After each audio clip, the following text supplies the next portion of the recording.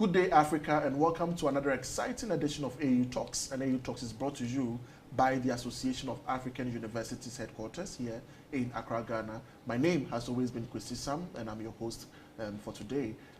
Generally, we are going to discuss child sex abuse today on AAU Talks, and then we have a very special guest who is going to help us discuss this topic into detail, and she goes by the name of Juanita Headley. Juanita is a New York State attorney, and she has been volunteering for 7 good years.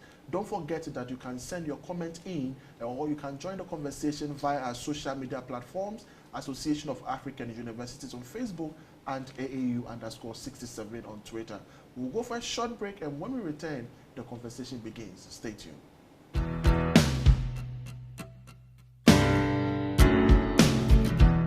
One of the universities set up in our pre-independence era, the Kwame Nkrumah University of Science and Technology. Our international reputation has and continues to soar as a reference point in matters of science and technology, research and education.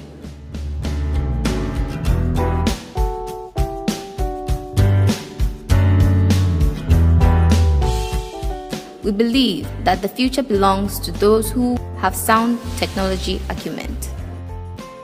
I love USD. I love KNUST.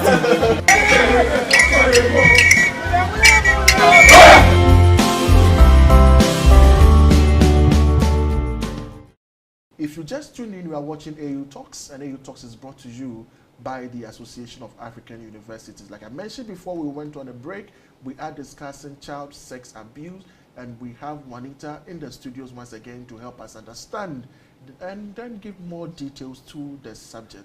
Juanita, you are welcome once again to AAU Talks. Thank you for having me. Great, and this was second time on the show. That's correct. Great, and today we want to go much more deeper into the concept we had started a few weeks ago, and we want to understand fully child sex abuse. But even before we start the conversation, we want to understand, when we're talking about child sex abuse, what constitutes sexual abuse for children? With regards to sexual abuse, it may be touching a child over or under their clothing. Sexual abuse also includes rape, which is sex. Sexual abuse includes attempted rape, which is not sex. A lot of people unfortunately believe attempted rape is sex, and it is not. Okay. Therefore, if a child is a victim of attempted rape only, they are still a virgin. Showing pornography to a child is sexual abuse. Standing naked in front of a child is also sexual abuse. Okay. It is not cultural. Okay. And a lot of people are very uncomfortable with hearing that because they are used to maybe dressing in front of their children. But the issue with that is your child becomes sensitized or desensitized to your nudity. Then when they go next door to uncle or aunties, for example, and get abused, the child wouldn't say anything because they are used to the nudity of an individual, somebody who's older than them. And then, of course, as we know, any other type of sexual activity engaging that with a child. So that could be two children engaging sexually together, sexual intercourse or sexual touching, a child and an adult, a child watching or viewing two adults or an adult and a child having sex. If a child is nude in front of an adult, that is sexual abuse. The list is endless. So the abuse is not only with the sexual practice or the sexual act alone. Anything that is related to prepping or preparing a person Correct. for an intended sexual activity is sex abuse. And what we have to understand, it doesn't have to involve touching. There is contact and non-contact sexual abuse. If an adult is naked in front of a child, if an adult shows pornography to a child, whether it's videos or photographs, no touching has been involved. There's no touching taking place, but it still constitutes abuse. Or if a child is made to watch people having sex, that's abuse. And in such instances, there was no physical touching, but it still constitutes sexual abuse. I really want us to draw more. Let's look at the sexual act, okay? Because sometimes it gets a bit more fascinating when people report of sexual cases and there hasn't been any actual sex happening. What do you make of such? So would you say that a person is making a report and there was nothing sexual that took place? Sure. Well, maybe there was grooming that was involved in such an instance, or maybe the child had the idea of, because sometimes an individual plant the idea into a child's mind. And what we have to understand, even if there is no sexual activity, quite frequently sexual abuse doesn't just happen overnight. It is a gradual process, which is where grooming comes in. So I know of a young boy in the United States, and he would play video games, and another individual, an older male, would sit and play video games with him for hours. This was not sexualized whatsoever. Sure. But over time, trust was built, and the child was eventually sexually abused. But it started with video games. So it doesn't mean playing video games is abusive whatsoever. It was simply a grooming process, because grooming does not have to be sexual. And grooming, for those who maybe don't understand the term, it is preparation, preparing a person for sex. So grooming could be showing a child pornography. It could be engaging in sexual things, sexual touching, which may be very subtle, over the clothing, for example, which would lead on to actual sexual penetration. Or grooming could simply be doing nice things. We hear about children who are abused, and the abuser takes them shopping, buys them things, takes them places. Gives it's them not money. it's not sexual at all, but it leads on from nice things to becoming sexualized. Okay. I've been asking these questions because I want us to understand at what point can a child say, or can someone say that I have been sexually abused? I know we've mentioned quite a lot, but at what point can we say that, in fact, A, B, C, D constitutes sex or child sex abuse? Any form of touching or any form of viewing. So the way that I best describe it, if you see something sexual, if the child sees a sexual activity taking place, videos, photographs, or actual two individuals or more engaging, then that would be abuse. So seeing something or hearing sex take place. If a child hears sex taking place, that's abuse. Or if physical touching has taken place. So there are two types. Sure. But it involves sexual activity of some form. It cannot just be buying somebody food or doing their hair. That is the grooming stage, but nothing sexual has taken place. But it is the grooming, the preparation, so the child becomes comfortable. Playing video games is not sexual, but the child becomes comfortable. And then eventually it leads on. Or in my own personal case, it started with tickling. So tickling was the grooming stage. My mother's first husband, who is deceased, sexually abused me, but it began with tickling when I was 4 years of age. And I told my mother, because my mother, like most parents, she had told me, nobody should touch your private parts. She made it very clear. She did not call cookie or pumpkin private parts. She made it very, very clear. So when my stepfather was tickling me and his hand slipped, this is an air quote, I informed my mother immediately. And when she found out, she told me, do not let it happen again. So when it happened again... How do you prevent that? I didn't tell her, did I? Because she told me, don't let it happen again. So when it did, I kept quiet. So that's where she made the mistake. But what she should have said is, thank you for telling me.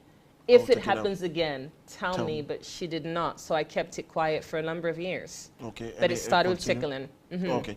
Now, how different is this from child trafficking or sex trafficking? With human trafficking, it's commercial sexual exploitation.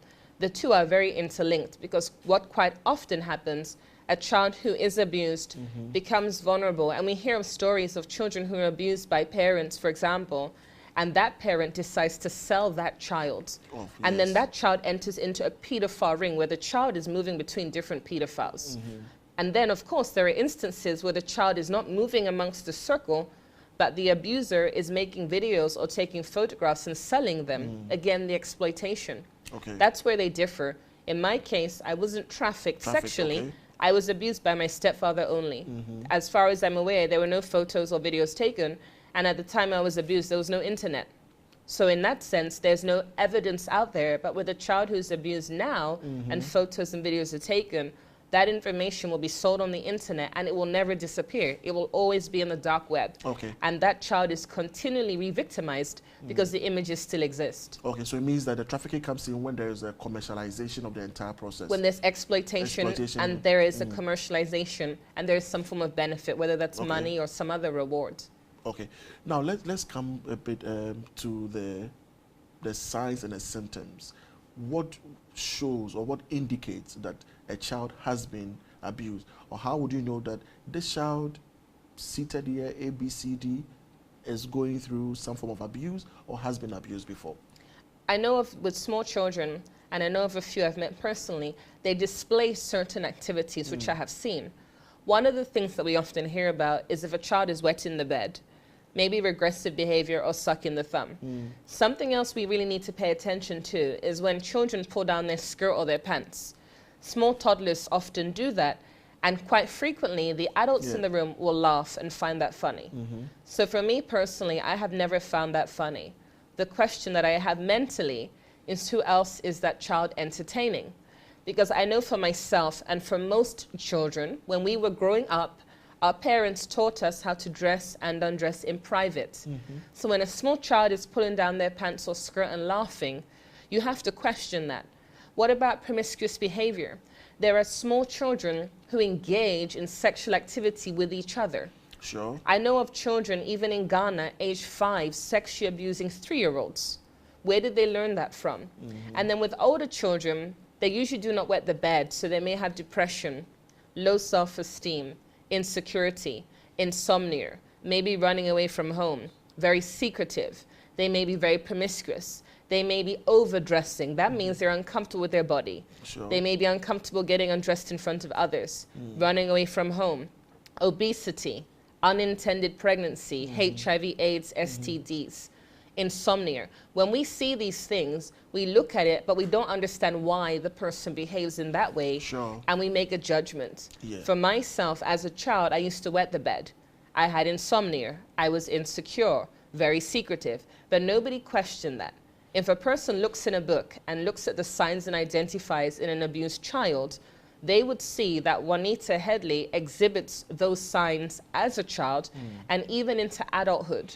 Yeah, but it is most of the time difficult to determine or see these signs because it is very normal for kids to wet the bed. That's correct. Even up to, some even do it up to age 8. Yes. It is very normal for you, or it's very difficult for you to see when a child is experiencing depression. True. Especially because we may think that is the child's nature. Or this one is very quiet most Correct. of the time. It is also very difficult when the child is experiencing insomnia. You can't even tell. Correct. You may think, oh, he or she slept in the afternoon, so finding it difficult to sleep in the evening. Or we may even propound a lot of theories to say that it will go naturally. So how are you able, most of the time you're able to detect it when they are in the adolescent stage or the early adult life. So how are you able to see some of these signs and concretely say that the child is going through abuse or has been abused before? I believe if the child is exhibiting multiple signs, Okay. because if it's just wet in the bed and that's an isolated incident, then that's just wet in the bed. But quite often, not always the case, quite often victims of abuse don't just wet the bed. They wet the bed, they're insecure, they have few friends, can't hold down a relationship, can't hold down a job, have lots of anger, depressed, maybe they're uncomfortable being naked in front of friends, maybe they're promiscuous. But there's all of these signs. Okay. Let's say there's 100. And often the abused victims have 50, for example. Okay. So even if they're wet in the bed, what about the other signs? Because I've heard stories of children, somebody has described them, and I say, I believe they've been abused. Okay. I'm not certain, but from what you're describing. And quite often there are a lot of similarities. And with myself, I've had a lot of anger throughout my life. And so there are people who will meet me and they'll make an impression about me without knowing the reason why I behave the way I do. So they're like, oh, that's just Juanita being angry. They don't understand it's as a result of what happened many years ago. And so it's hard to pinpoint, but often there's a lot of similarities. Especially with girls, we tend to be very insecure. As a child and a young person, even into adulthood, when I looked in the mirror, I saw an ugly person. And people tell me that's not true. But they don't understand. If you put a mirror in front of me, if you put a mirror in front of me as an adult, I will see an ugly person. And everyone's like, it's not true. But what happens often when you've been abused, your perception of yourself is very different. Sure. And I've met women who are absolutely stunning and also think they're ugly. And I get it. It doesn't make sense, but I understand because I've believed that a lot of my life. And then, of course, with everything else. And so you can't be 100% certain, but often we all tend to exhibit very similar signs, secretiveness. What about if we're uncomfortable being hugged? There are many women and men don't like any kind of touching. And I find that interesting because there are people who don't like hugs And I always wonder why that is, especially when we're the same gender. Sure. It doesn't mean they've been abused, but we have to get to the root cause. What's the reason? With insomnia, what's the reason? When someone has sleep issues, do not tell them to take sleeping pills. Ask yourself What is the mentally, etiology? why? Sure. What's the reason? Sure. Because I was abused in my sleep, so that's why I have sleep problems. For somebody else, it may be another reason why they have sleep problems. But the point is, get to the root. Don't make assumptions. Okay. When you make assumptions, you're not able to uncover what is really going on. Okay, so why do kids who have been abused or have gone through some form of abuse, why do they exhibit these signs? Because we believe that these signs are not only related to abuse, but why do you think that the abuse, because they've been abused, they exhibit these signs or symptoms? With some of the signs, I feel it's because something has been taken from you, so your Okay. perception of yourself has changed. Often us victim survivors blame ourselves for the abuse. We feel ugly, we feel dirty, and so as a result of that, when we look in the mirror, we see somebody that's not good enough. Sure. When a person has violated your body sexually, it can be very difficult to be comfortable with your nudity, being comfortable with yourself. On the other hand, there are people who have been violated sexually and become promiscuous, because they may believe, well, my brother abused me, my uncle abused me, so I might as well just sell my body. So they go down that route. Other times they're trying to find validation, because not every person who is abused becomes promiscuous. Sure. Some of them have sex with nobody. I even know of a young girl in Asia who was sexually abused by her father. When she came to school, her behavior was sexualized because he had told her, this is what dads and daughters do. So her sexualized behavior was normal. Okay. And then I know of a young girl sexually abused by her mother. Her mother was dating a man who said, I want you to take naked photographs of your daughter. So the mother sexually abused and took photos of her 6-month-old daughter. If that daughter is abused until she's 18, Okay. that for her is normal. So when she has her own daughter, she may, yes, not replicate the same. guaranteed, but she may do the same. Because not every abused person becomes an abuser, but it becomes your normal. And then sometimes it's the things you're told.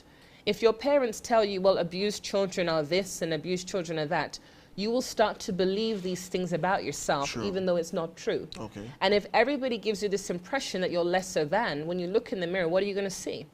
And then secretiveness, when you're abused, you're ashamed and embarrassed, so you keep it secret. Great. And then you develop this attitude or behavior of everything being secret. You build up a wall to protect yourself. The anger is because you're angry at what happened to you. But to protect yourself from being abused again, you push people away with lots of anger. Sure. So then let's really find out, what should parents look out for? Because definitely it is very difficult for kids to even open up and share their experiences with their parent, especially on the African continent. So what should parents look out for when they see these signs and symptoms? What must they do? When a parent believes a child has been abused, they have an obligation to do something. Okay. Asking the child directly, in my opinion, that's not going to work. I was asked whilst I was being abused, have you been abused by your stepfather? And I denied it. I would look at you and deny it completely. I was on a train in New York. Somebody asked me in public, have you been abused? I denied it. And I looked very convincing. The point is, in my opinion, asking a child if they've been abused will not get you the correct response. Okay. So instead, you have to do your investigative work, which means you need to understand the signs and identifiers. You have to determine if your child or the child in front of you has those signs and identifiers. Exactly. And then my theory is the best way to uncover the abuse is by getting that child to talk to you. So ask questions. Make your questions either closed or open. You can ask questions such as, when you were at uncle's house, what did you do? If that doesn't work, did uncle kiss you? Did uncle, depending on how open the Find a child is very with good way. talking. Yeah. Fine, because with me, when I talk to children who've been abused around the world, I do yes and no questions. I don't ask them what happened at uncle, because not every child will be free enough to talk about it. But I would say, for example, did uncle kiss you? Yes or no? Did uncle lift up your skirt? Yes or no? I have found that the yes or no is a lot more effective than what happened at uncle's, because often it's hard to vocalize. Okay. Or even if you have a book, you can show the child the book, and just depending on the age of the child, did uncle do this to you? Did auntie do that to you? Find ways to break down what happened. Saying to a child, were you raped, often will not work, because they're afraid to vocalize. And I don't understand why we're afraid when often we know it's wrong. but there is a lot of fear attached to what we've been through. So the best way is to ask either open or closed questions, but be specific. And it depends on the child, because some children, once you ask them what happened at uncle, they will reveal all. Other children require yes or no questions. Yes, so you have to determine. But the first thing you need to do, you need to believe the child. Because usually when a child discloses abuse, it's somebody that you know. It is not a complete stranger. It's a relative, it's a friend, it's the pastor, it's the minister. It's usually somebody close to home. And what often happens, because you know the person, when you hear that the child has been abused, you are shocked. Are you serious? Uncle did that? Auntie did that? You are shocked and you disbelieve that. Or you give them the benefit of the doubt.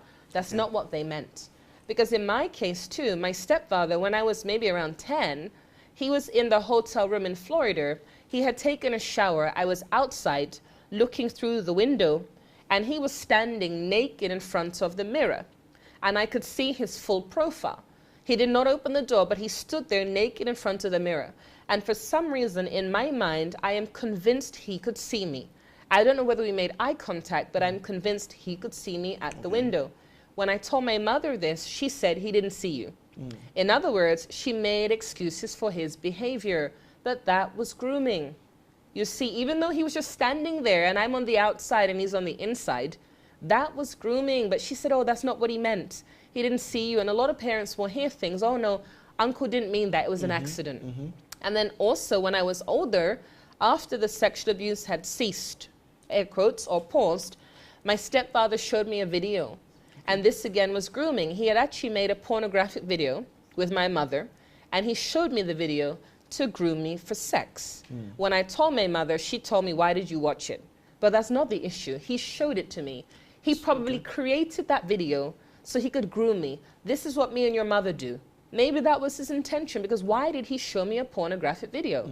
But my mother told me off instead of dealing with the issue, which was him, the pedophile. So your mother never confronted your stepdad? I'm not sure if she confronted him or not. I believe she was more embarrassed, obviously. But I share that with people, not to say that my mother is a bad person or my stepfather is a bad person. He made mistakes, yes, should be punished, I agree. But to share with people that when you make a pornographic video with your husband or wife, that video can be used to sexually abuse your child. And so that's why I share it, because it's very personal. But he showed me that video years after the abuse had ceased, because he stopped abusing me when I was 10. But when I was 13, he showed me this video, which I believe was to get me to engage consensually. This is air quotes. Because when I was around 16, he tried to engage me in sexual activity. When I was abused, it was during my sleep. But on this occasion, he actually spoke to me verbally and asked me to engage in sexual acts. And I walked away. I said no and walked away. And despite being abused, I was naive. Because he asked me to put my hands in his trousers. We call trousers back home, or pants. And he lifted up his trousers. Now, I didn't understand. Even though I was abused and wasn't completely stupid, I didn't understand. And I just walked away and said no. So despite being abused, I didn't fully understand what was going on, but I said no. But other victims do not have the power to walk away and would have engaged and would have blamed themselves more, because to the outside observer, what had happened was indeed consensual, which we know is not the case. I was a child, but it would appear to us, the victim, that it was consensual. Great. Now, let's look at grooming, because we've mentioned it quite often in the discussion. So let's find out what are the various types of grooming and what constitutes grooming. What are the things that people do for people that in their minds they are just trying to be nice, they are just trying to be responsible, but to us they are just preparing you for such sexual activities? With grooming, it could be taking the person out, activities, giving them special privileges, doing their hair, their nails, their makeup, giving them money. In my personal story, my stepfather let me stay up late. He would give me Alco Pops, which is a form of alcoholic soft drink. He would give me candy. He would listen to my problems. Grooming can just be spending quality time together. A lot of people don't realize that. And then, of course, the other types of grooming would be showing the pornography or standing naked in front of a mirror. This is another type of grooming which is more direct. When someone's buying you nice things and giving you money, it's a form of grooming, but you may not realize it because there's no sexual connotation attached. But it's all very gradual. So it really depends. You have to know for yourself what the person's intentions are. When a person is buying you Sometimes candy, very difficult to determine it's true. what the intentions are. I agree, but over time, Yes. because when the little boy was playing the video games, he was enjoying himself with the guy. Sure. The little boy maybe didn't see the intentions, but the parents should have questioned, why is this guy always coming around to the house? He doesn't have friends of his own. Because even, let's say, Michael Jackson, he spent a lot of time with kids. We have to question things. It doesn't mean the person's a pedophile, but why are they always with Johnny? Why have they taken such a liking to Johnny? Because quite frequently, the grooming takes place in front of our face, but we don't see it. Sure. Me and my stepfather were very close. We were best friends. That was because I was groomed. And my mother was very strict, so the relationship I had with my stepfather was like best friends. So when people found out I was abused, they were shocked. They had no idea. Okay. But he disguised it, you see. And unlike the majority of people's opinions and views and perspective, in my case, I was never threatened. There was never any conversation. When I was sexually abused for 6 years, the abuse took place during my sleep. And during the daytime, my stepfather was my best friend. So I had a night stepfather and a day stepfather. But for the 6 years I was abused, he never discussed the abuse once. He never threatened me. He never said anything. Okay. When he would abuse me in my sleep, I would pretend that I'm sleeping. And I would toss and turn. But no conversation took place ever. I didn't scream ever. Because it wasn't just overnight. Okay. It started with tickling. The grooming started when I was awake. The sexual grooming started with tickling. And then when he came in my room, I didn't react. Okay. I didn't scream. I just tossed and turned. Sure, because you had that confidence and trust in him that he wouldn't do that to you. Yes. And that is what happens to people in most cases until the final act is I don't know, it happens. And Correct. Yes, but we'll go for a short break, and when we return, we want to find out what are the effects of child sex abuse, even on adult life. And that is very much important. And then how can we prevent such things from happening? All right. Viewers, you are still watching AU Talks. We'll go for a short break. Stay tuned.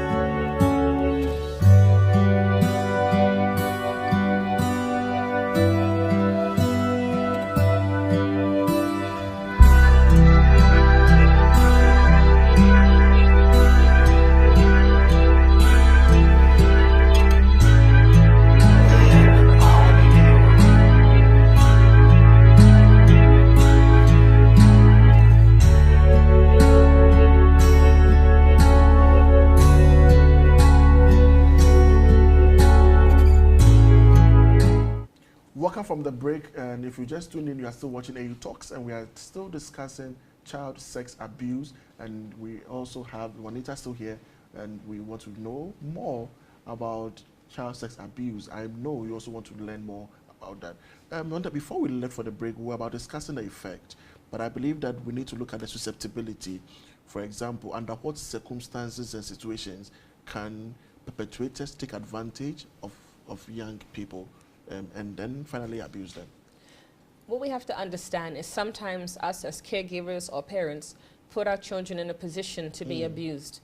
We often hear about women who are single mothers becoming very vulnerable because, let's say, the father is absent, a stepfather comes along or a man comes along into her life and provides support.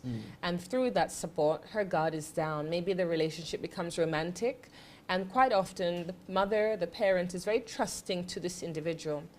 Of course, quite frequently here in Ghana and other parts of the world, we use the term auntie and uncle. Even when we're in the church circle, we become overfamiliar.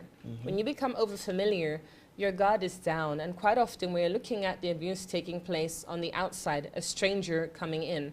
But in fact, the reality is the abuser is usually on the inside. Therefore, for example, if you're leaving your child with family members, with a caretaker, that's a childminder, a nanny, an au pair, it is really not advisable to tell your child do everything he says that auntie has said, do everything your brother has said, because without realizing it, when you say do everything, he may not know. exactly, that child will follow every instruction. And we hear about children in Ghana, boys being sexually abused by the house help. Why is that? Because the house help is there and they have been told, follow the instructions of the house help. Follow everything the house help has said. This doesn't work. Instead, parents must change the language that they use.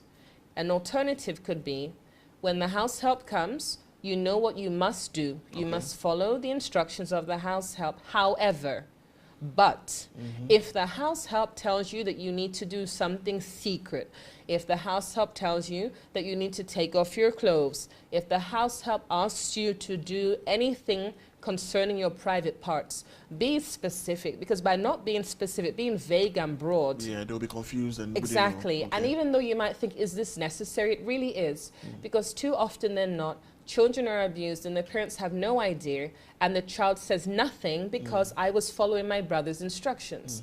I was following my sister's instructions. And what we have to understand is that sexual abuse is becoming very commonplace amongst peers. Okay. I know multiple children here in Ghana who have been abused by their peers. And so, for example, one pair is older and they're staying home and being looked after by the older pair who wants to engage sexually with that child, and the child says nothing. Because you have given the older one the responsibility and the child the instruction to do everything without saying, except touching your body parts, except if it's secret, and things like that.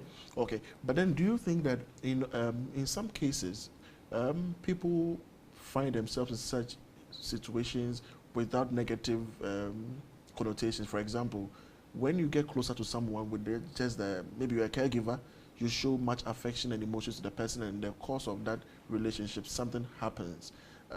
Do we still classify that as sexual abuse? Yes. Because the perpetrator didn't have any negative intentions right from the relationship. But then in the process, something just went wrong. Can you just still classify that as an abuse? I believe that that person is still a pedophile, still a criminal. I met a judge in England who made a statement that there are individuals who have an attraction towards children, and those people are dangerous. But there are other individuals who have an attraction to one child, which is kind of what you're describing. When he told me this, I didn't agree with what he was saying, but I understood the point. Sure. There are men and women who are a danger to society's children. And then there are men and women who may be attracted to one specific child. But in my personal opinion, let's say that the house help is over the age of 18 and discovers they have feelings of attraction towards a child. My personal opinion, if this house help really loves and cares about this child and wants a relationship, they would wait until the child is of age of consent. Because if it's not just about sex with a child, but it's about genuine love and affection, you would respect the laws of the land. You would respect that the child cannot make a decision about entering into a relationship. And you will wait until the child becomes 18. And when the child is 18, no crime has been committed. But it doesn't mean until they're 18 you groom them. Non-sexual grooming, but you groom them, when you get older. Because there are men and women who make comments, be careful of your son when he gets older. I would marry your daughter. All of this is not appropriate. Nobody should be looking at a child sexually. But sometimes you meet a person, let's say you're 18, you meet a person, you're attracted to them, and they happen to be 15, but you didn't know that. Sure. But if you really have a strong, sincere attraction that is not pedophilic, you'll wait till they're 18. When it's totally legal. But if not, then that's a crime, and you deserve to be prosecuted for that. Because when a child is abused at a young age, they become often dysfunctional in society. Exactly. We don't understand why they're dysfunctional, but it's because of what happened to them 10 years ago, 20 years ago. So then we want to even look at the effect. I know a lot of people are walking wounded. They have a lot of issues under their sleeves. They can't make certain decisions, and they go through challenges because of their past experience. But let's find out, how will you be able to identify or tell that this young man, this young lady is going through ABC because he or she was abused as a child? Again, you have to look at the signs and identifiers, because what people don't realize, those signs and identifiers often don't change. Sure. When we read in the newspaper, we hear stories of women or men who were abused 30 years ago, and we're shocked. They didn't say anything. The signs were there. I've met people who talk too much. And people say, oh, she talks a lot. But they don't realize the reason why. Why? For this particular individual I'm referring to, she talks a lot because she's disguising everything else underneath. Okay. There are people who are very outgoing, center of attention. Why is that? Because of something that happened to them before. You can never fully know unless a person tells you. And then there are some people who don't even know they've been abused. Sure. Because they repress it. I actually know of a girl who was sexually abused. She had no idea until she had flashbacks years later. And then another girl was sexually abused, had no idea. But she shared with me that she's in a children's home currently. And in the case documents concerning her, it details she was sexually abused by her stepfather from 1 to 6 months old. Ooh.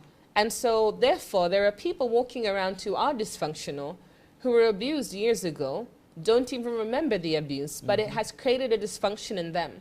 And as I mentioned, the promiscuity is something we see a lot. But we have to understand, not every promiscuous person was abused. Yeah. And then sometimes we have individuals, male or female, who become transgender, gay or lesbian, sometimes because of being abused. In the Philippines, I've met women who look, dress, and act like men and have an immense hatred for men. You have to ask yourself why. Some of these women were sexually abused by men. And that is the reason why they dress and behave differently, and they will end up dating the other gender. Meaning, instead of dating men, they'll date women, or vice versa. And that's because of what they have been through. Oftentimes, we look at a situation and we judge it and think it's all the same. It is not all the same. But we've got to get to the root. Not every lesbian or gay was abused, but that sometimes is the case. And people get uncomfortable when I say that, but I have met people who have been abused and are gay and or lesbian, and because they were abused by a man, they date women. Or because they were abused by a woman, they date men, meaning men and men. Or sometimes what happens, a boy is sexually abused by a man, so he thinks I'm gay. So he becomes gay. He was never gay to begin with, and he might say, I was born like that. No, it's because you were abused when you were 3 by a man. And that abuse took so many years systematically of being your normal that you felt, well, I must be gay then.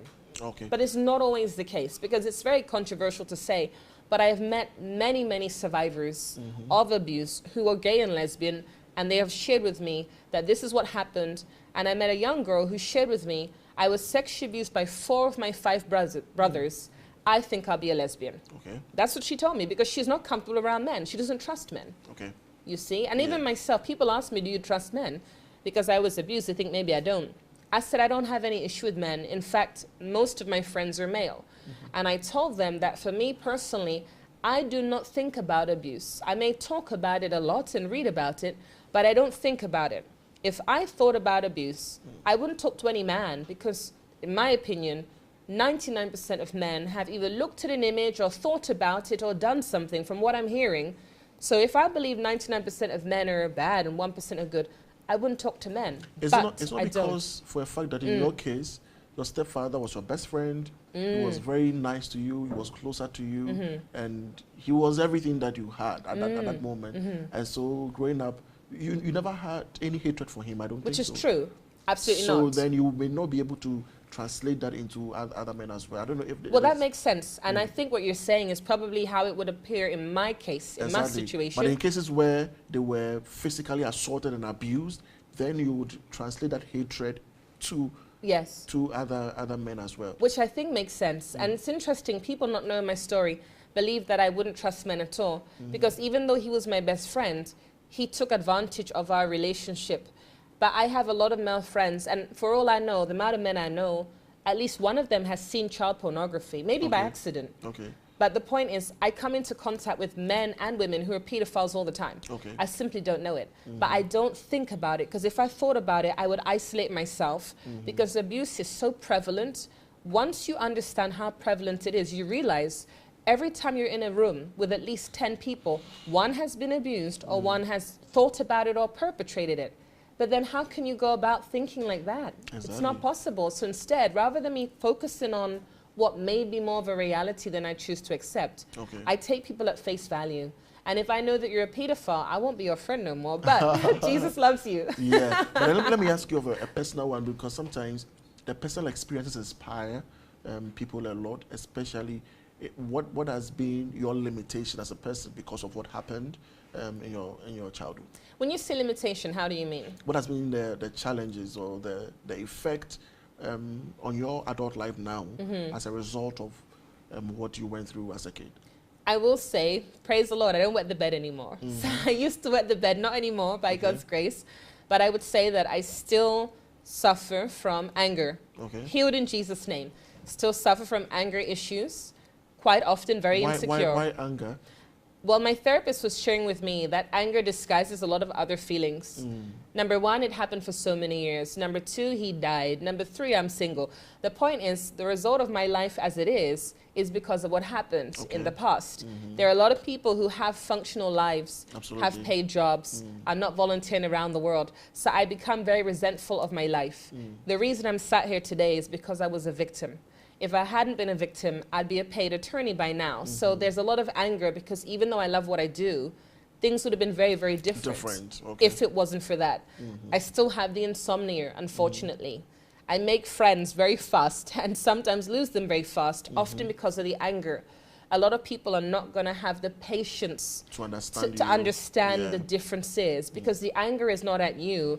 The anger disguises other things. And then like we were sharing off air, I don't like selfie pictures. There's still a lot of insecurity. If I look in the mirror and I don't have makeup on and my hair doesn't look great, I will see an ugly person. And even if a guy comes up to me and says, "You're beautiful," I'll say, "Thanks." Like it won't mean nothing to me. He cannot get me into bed because of my Christian values, 1. 2, I don't believe you. And 3, thanks for the compliment. Like that just doesn't work for me. So then in terms of relationship, does it mean that you don't easily kind of give in to any man? I think so. I think that the wall is there. I don't really trust them, not because of what had happened, but because quite often, from my experience as a Christian, I find that the men who talk to me, especially now that they know my story, they have an ulterior motive. They may come and try to smooth talk and Bible scriptures, but their ulterior motive is simply to sleep with me. And I believe in celibacy and sex after marriage. So I have strong values that exist. And so it's not a lack of trust because of the abuse, but because of the way that I am approached and because of the deception that they use. And then sometimes because I'm very transparent, they may know I'm insecure. I don't hide it. When I look in the mirror, I often see an ugly person. But no matter how many guys may say you're beautiful, it means nothing. I really will say thanks. And I won't care. I won't start to date you. I will not start to hang out with you because it means nothing to me.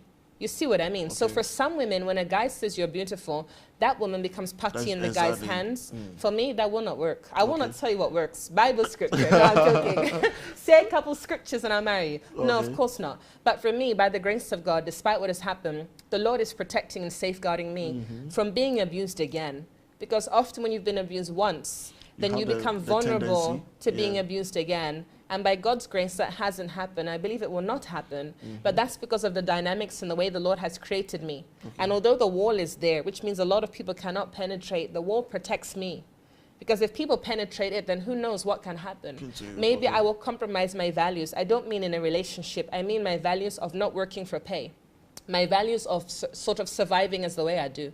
I'm like a missionary. And if people break the walls, I may become so susceptible to their words that I start to work illegally, that I start to compromise. Outside of relationships, there's a lot of compromise that a volunteer can do.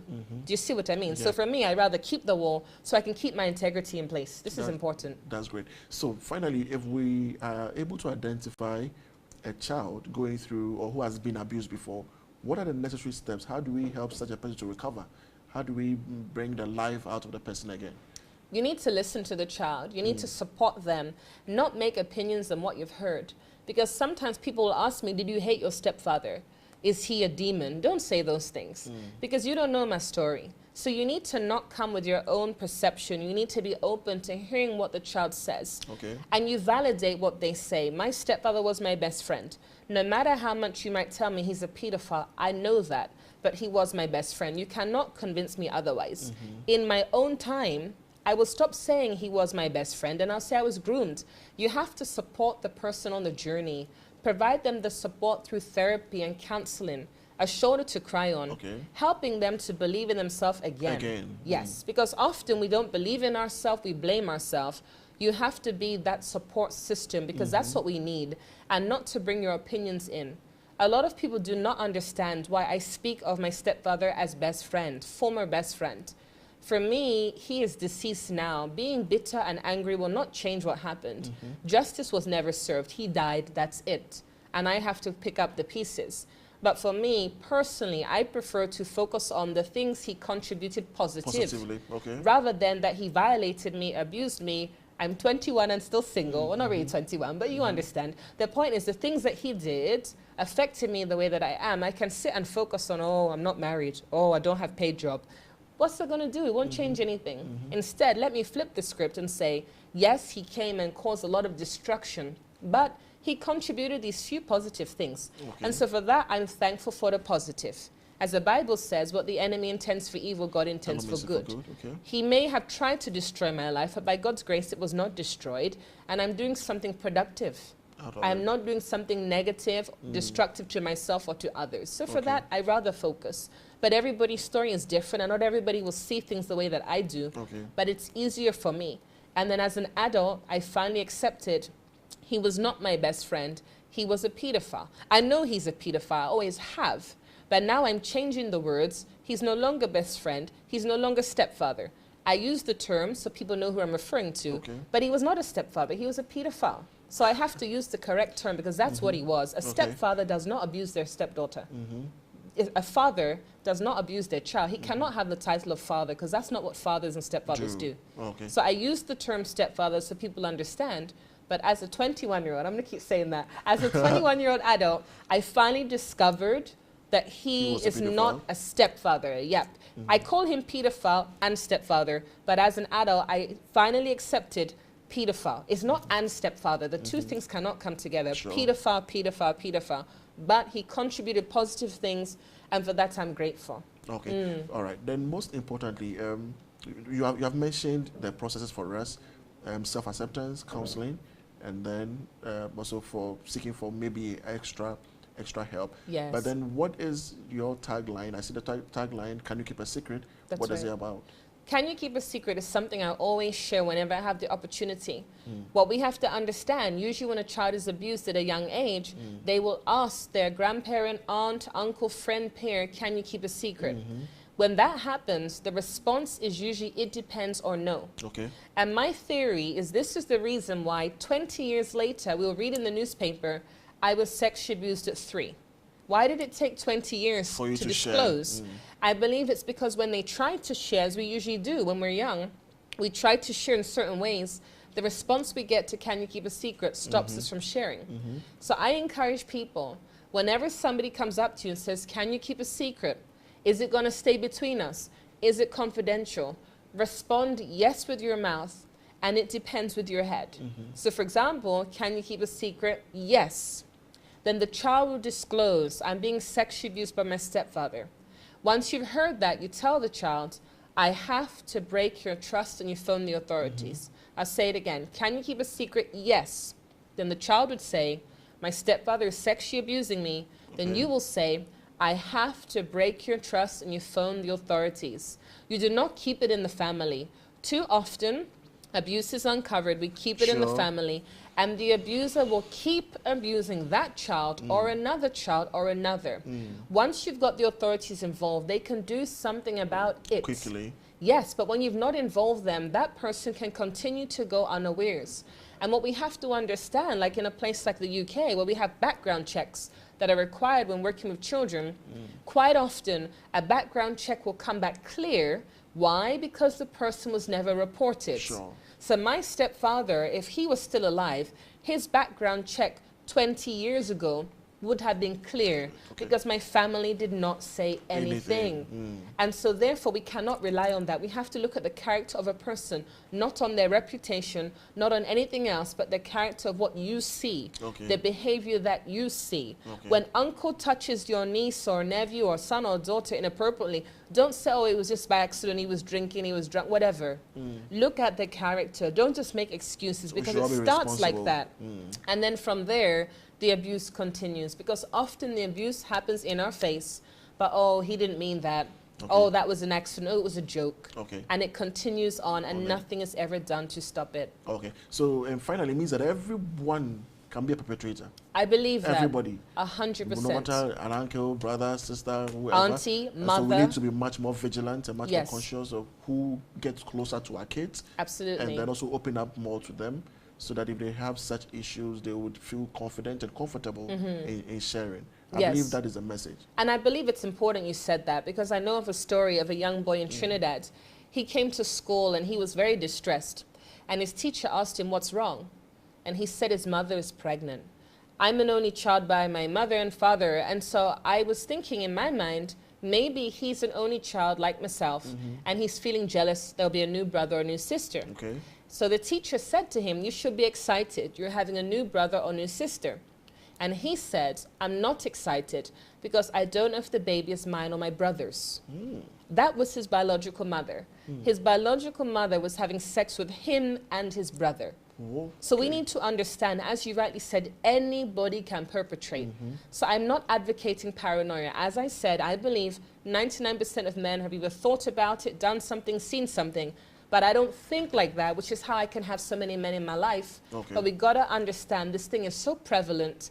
And if you hear that the father is abusing his daughter, the mother is abusing her son, do not disbelieve it. Exactly. Believe it. Okay. All right. So you are in Ghana or Africa to support young people or children who have been abused or going through such situations as well. How do they find you? How do they locate you? And if someone would want you to maybe share some of these experiences, maybe during fora or conference or whatever, how do they get to you? People can reach out to me on my Facebook, which is Changing Cases, or they can also reach out on my website, changingcases.org. I'm here in Ghana until the end of June, looking for opportunities to speak for free, I do not charge, on human trafficking, child sexual abuse.